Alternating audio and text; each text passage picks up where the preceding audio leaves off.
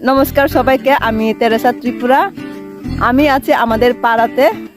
যেহেতু ডিসেম্বর মাস, আমাদের বড়দিন মাস শুরু, তো আমাদের গ্রামের অনেক নারীরা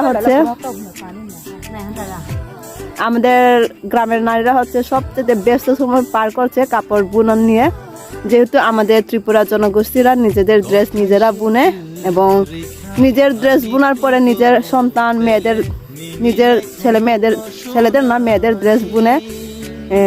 যাদের পরিবারে মনে করে 3টা সন্তান আছে তাদের তো অবস্থা খারাপ। যেমন আমার মায়ের অবস্থা অনেক খারাপ, কারণ আমার তা বানানোর পর আমার দিদি, তারপর আমার ছোট বোনে, এইরকম নভেম্বর মাস থেকে শুরু করতেছে, এখনো শেষ হয় না। নো কাজ বানা পাইক মিন নাই নিন সাই হনিন নাই সব বানা পানি বেনি সব বানাতো। তারপরে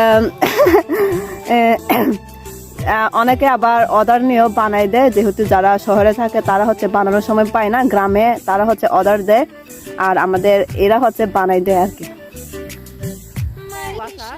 কাপড় বুনন আমাদের ত্রিপুরা সমাজের একটা ঐতিহ্য স্বরূপ, কারণ এটি হচ্ছে অন্যান্য জাতি থেকে তাদেরকে একদম স্বাতন্ত্র্য করে তোলে।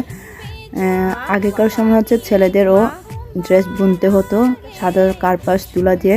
ওই তুলাটাও উৎপন্ন হতো শুধু জুম থেকে তারা সংগ্রহ করে, তারপরে সুতা বানিয়ে তারপর এটা হচ্ছে ছেলেদের জন্য ড্রেস বুনতো।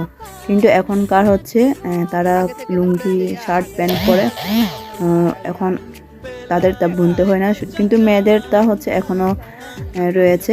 সেজন্য আমরা এটা যে কোনো অকেশন বা আমরা সবসময় এটা পরি, মানে পড়তে স্বাচ্ছন্দ্য বোধ করি, যেহেতু এটা আমাদের ট্র্যাডিশন, এটা আমাদের গর্ব।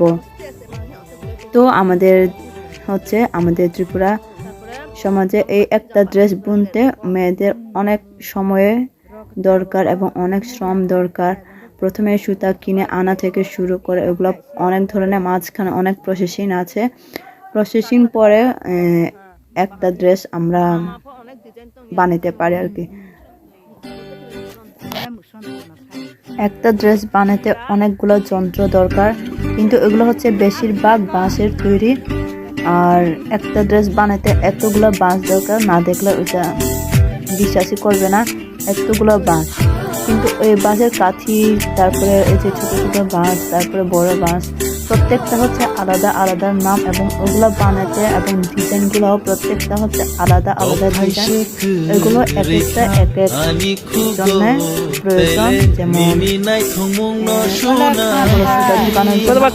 তারপরে বের করার জন্য আলাদা, প্রত্যেকটা তারপরে বাঁশ দিয়ে তৈরি। তোমার মুখে আমার